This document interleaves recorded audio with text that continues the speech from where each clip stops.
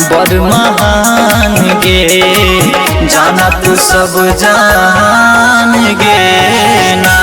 गे बहिना संतो बाबा के महिमा बड़ महान गे, जानत सब जान गे ना।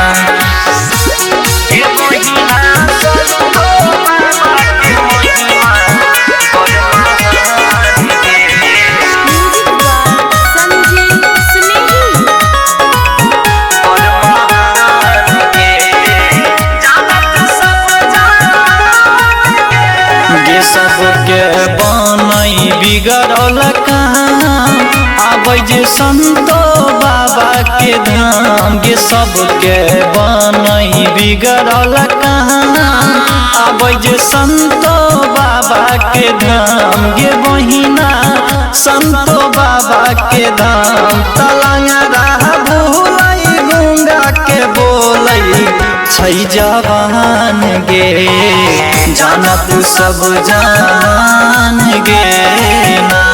गे बहिना संतो बाबा के महिमा बड़ महान गे, जानत सब जान गे ना।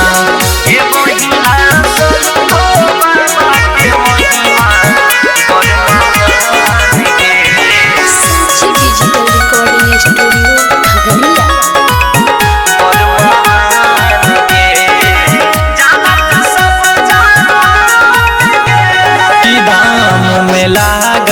बड़ी भी सबके खुलै छै तकदीर की दाम में लागई बड़ी भी सबके खुलै छै तकदीर।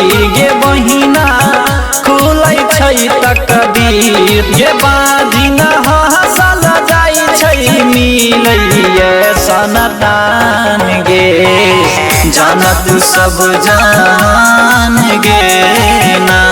गे बहिना संतो बाबा के महिमा बड़ महान गे, जानत सब जान गे ना। गे बहिना संतो बाबा के महिमा बड़ महान गे।